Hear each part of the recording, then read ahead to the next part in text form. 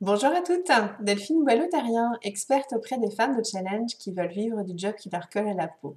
Alors aujourd'hui, cette vidéo dans le cadre de la rubrique Lundi c'est permis, rubrique qui se trouve dans la page Facebook Femmes de challenge tout au pluriel.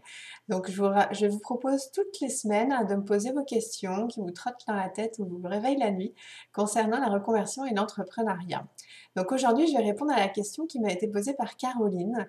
Caroline a régulièrement des prospects et elle me dit mais si jamais ils ne signent pas lors de notre rendez-vous gratuit, qu'est-ce que j'en fais? Qu'est-ce qui se passe? Est-ce que je les laisse partir ou bien est-ce qu'il y a quelque chose à faire?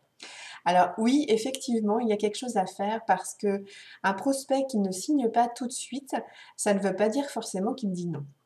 Donc, il est important d'avoir des outils de suivi de ces prospects, surtout si ce sont vos clients idéaux et que vous savez que vos services peuvent les aider. Donc première chose à se dire, c'est que ce n'est pas un non. Donc un suivi s'impose. Donc un petit message régulier de petit coucou pour savoir, pour avoir des nouvelles et pour réitérer le fait que ben, quand cette personne sera prête, vous le serez aussi et vraiment avec grand plaisir parce que vous êtes la personne idéale pour l'aider au vu de le rendez-vous gratuit que vous avez eu.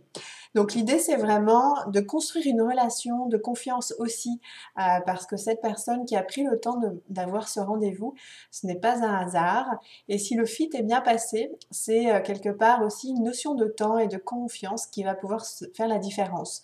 Parce que très généralement, justement, on ne fait pas de suivi de prospect. On se dit, ben voilà, s'il n'a pas pris action tout de suite, c'est que c'est un non. Or, ce n'est pas le cas, comme je le vous le dis. Donc, c'est important de persévérer, de faire un petit coucou régulier. Et ce qui fait aussi que la personne va sentir une vraie confiance, un vrai intérêt dans votre suivi et n'y verra pas de pression, si c'est bien la bonne, puisque votre intention, on est bien d'accord, est toujours dans la même un focus, je dirais, c'est vraiment d'aider cette personne parce que c'est votre cliente idéale et donc vous savez que vos services correspondent à ce dont elle a besoin. On n'est pas dans la vente à tout prix, bien sûr. Donc, si c'est la bonne personne, elle comprendra que vos petits coucous réguliers, en fait, ce sont autant d'intérêts que vous avez pour elle, pour qu'elle passe à l'action et que vous puissiez l'aider.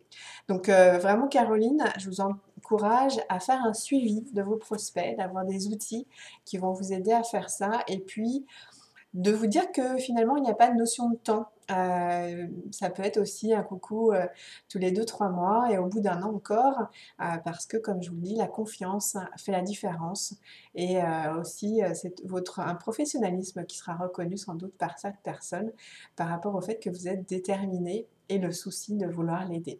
Voilà Caroline, j'espère que ça vous aura aidé, pardon, et je vous souhaite une très bonne semaine. À bientôt!